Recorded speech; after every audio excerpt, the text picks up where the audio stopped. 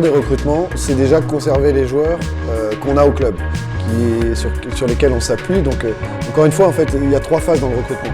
Il y a la première phase, c'est les joueurs qu'on a au club, qui on va dire que ça s'arrête. Et c'est déjà la meilleure base, en fait, parce qu'on a notre ossature. Ensuite, il y a des joueurs qu'on veut avoir.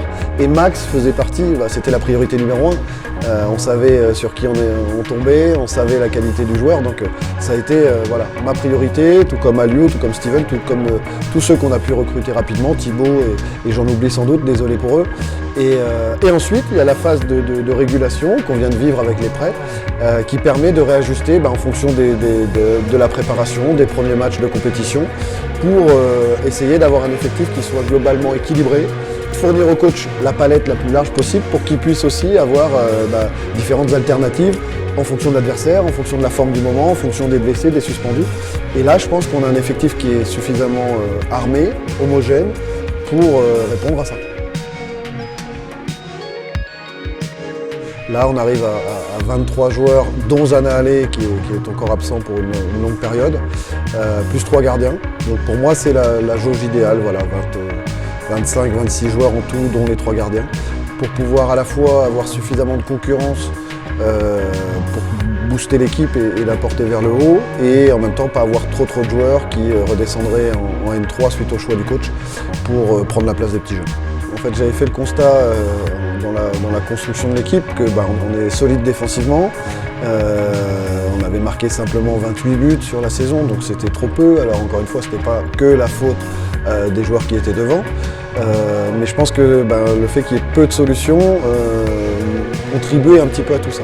Là, pour le coup, on a vraiment beaucoup renforcé devant, et notamment sur les postes côtés aussi, parce que je reste convaincu, ça c'est ma philosophie, et on est aussi d'accord avec Didier Santini là-dessus, qu'il faut qu'on ait un football attractif, fait de percussion, et qu'on puisse aussi passer par les côtés. Les petits jeunes qui poussent derrière, qui n'étaient pas prévus, viennent se rajouter dans cette concurrence-là. Mais encore une fois, une saison est longue, une saison nationale. Là aussi, on doit tirer l'expérience de l'année dernière. 34 journées, c'est super long. Il y a toujours des aléas de blessures, de suspensions. Là, pour le coup, on est directement confronté à ça par les longues suspensions. Donc, on a besoin d'un effectif assez pléthorique. Et là, je pense que on a trouvé un bon équilibre. Pour compléter, j'avais la volonté aussi, on avait renforcé en termes d'expérience, parce qu'on a beaucoup de trentenaires. Entre Binge, Chris, James, et puis les arrivées d'Aliou, de Steven, qui viennent aussi, entre guillemets, expérimenter l'effectif.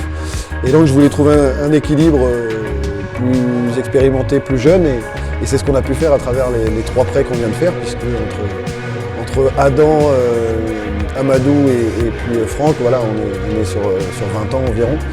Donc ça aussi c'est intéressant, c'est que les joueurs d'expérience du groupe puissent apporter à ces jeunes joueurs en devenir tout leur vécu pour qu'ils progressent. Le début de saison, de toute façon, on savait qu'on avait un calendrier hyper corsé avec pas moins de 4 clubs pro sur les 5 premiers matchs, avec des clubs qui aspirent à remonter en Ligue 2. Après, il y a 2 choses dans l'analyse. Soit on fait une analyse purement comptable, donc on est dans le tableau de marque pour un maintien, et puis il y a une analyse du contenu. Et en fait, quand on voit tout ça, et notamment la solidarité qui est sortie du match du Red Star, plus les derniers apports de fin de mercato, et les retours de blessures, parce que là aussi on n'en parle pas, mais on avait une infirmerie qui était pleine, et Maëlynien s'est entraîné avec moi aujourd'hui, Valentin Lavigne est revenu, donc on vide l'infirmerie, ça laisse augurer de belles perspectives, parce que je pense qu'on a un effectif qui est globalement plus complet, plus qualitatif que la saison dernière.